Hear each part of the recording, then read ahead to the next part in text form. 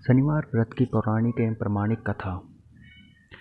एक समय स्वर्गलोक में सबसे बड़ा कौन के प्रश्न पर 9 ग्रहों में वाद विवाद हो गया। विवाद इतना बड़ा कि परस्पर भयंकर युद्ध की स्थिति बन गई। निर्णय के लिए सभी देवता देवराज इंद्र के पास पहुंचे और बोले, हे देवराज, आपको निर्णय करना होगा कि हम में से सबसे बड़ा कौन है। देवताओं का प्रश्न सुनकर देवराज इंद्र उलझन में पड़ गए।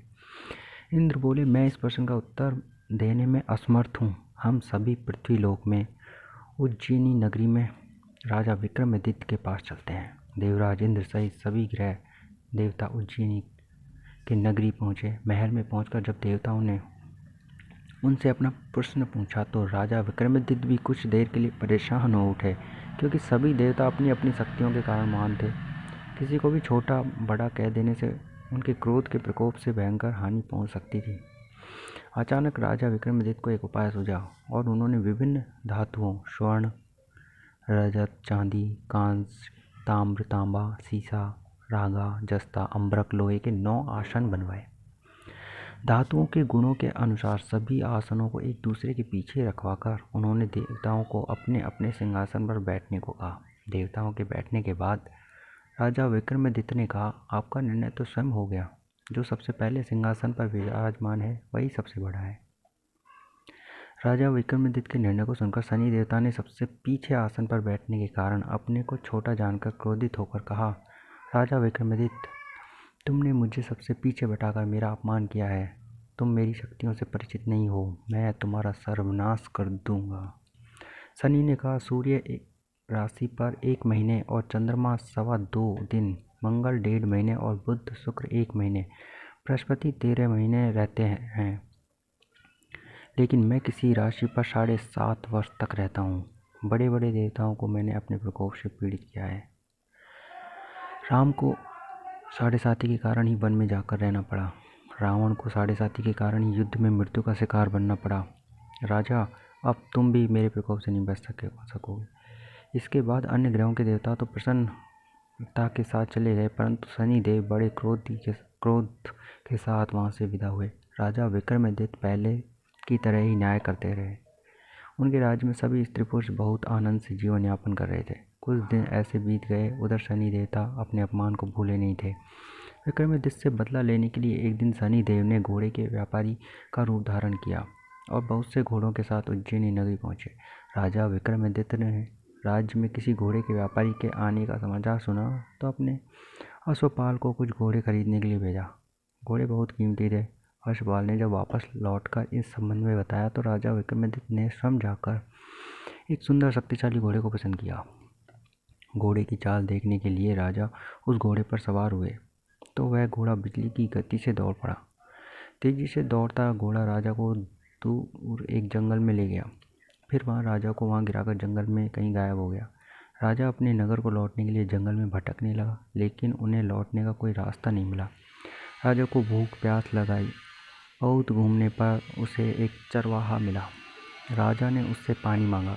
पानी पीकर राजा ने उस चरवाहे को अपनी अंगूठी दे दी। फिर उससे रास्ता पूछकर वह जंगल में निकलकर पास के नगर में पहुंचा। राजा ने एक सेठ की दुकान पर बैठकर कुछ देर आराम किया। उस सेठ ने राजा से बातचीत की तो राजा ने उसे बताया कि मैं उज्जैनी नगरी से आया हूँ। राजा के कुछ देर दुकान पर बैठने से सेठ जी की बहुत बिक्री हुई। सेठ ने राजा को बहुत भाग्यवान समझा और खुश होकर उसे अपने घर भोजन के लिए ले गया। सेठ के घर में सोने का एक हार खूंटी पर लटका हुआ था। राजा को उस कमरे में छोड़कर सेठ कुछ देर के लिए बाहर गया। तभी एक आश्चर्यजनक घटना घटी। राजा के देखते देखते सोने के उस हार को खूंटी निकल गई। सेठ ने कमरे में लौटकर हार को गायब देखा तो चोरी का संदेह राजा पर ही किया, क्योंकि उस कमरे में राजा ही अकेला बैठा था। सेठ ने अपने नौकर से कहा कि इस परदेशी को रस्सियों से बांधकर नगर के राजा के पास ले चलो। राजा ने विक्रमादित्य से हार के बारे में पूछा तो उसने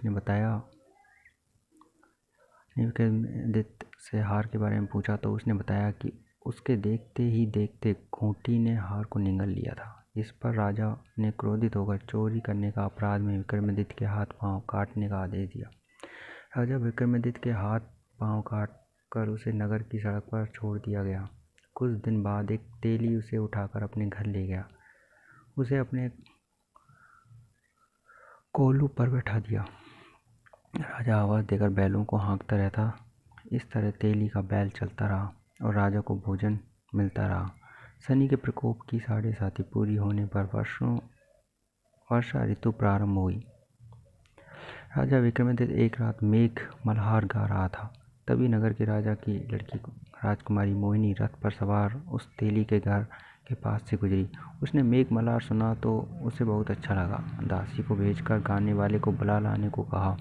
दासी ने लौटकर राजकुमारी को अपंग राजा के बारे में सब कुछ बता दिया। राजकुमारी उसके मेघ मल्हार से बहुत मोहित हुई। अंततः उसने सब कुछ जानकर भी अपंग राजा से विवाह करने का निश्चय कर लिया। राजकुमारी ने अपने माता पिता से यह बात कही तो वे हैरान हो गए। रानी ने मोहिनी को समझाया, बेटी तेरे भाग्य में तो किसी राजा की रानी होना लिखा है, फिर तू इस अपंग से विवाह करके अपने पाँव पर कुल्हाड़ी क्यों मार रही है। राजकुमारी ने अपनी जिद नहीं छोड़ी। अपनी जिद पूरी कराने के लिए उसने भोजन करना छोड़ दिया और प्राण त्याग देने का निश्चय लिया। आखिर राजा रानी को विवश होकर अपंग विक्रमादित्य से राजकुमारी का विवाह करना पड़ा। विवाह के बाद राजा विक्रमादित्य और राजकुमारी तेली के घर में रहने लगे।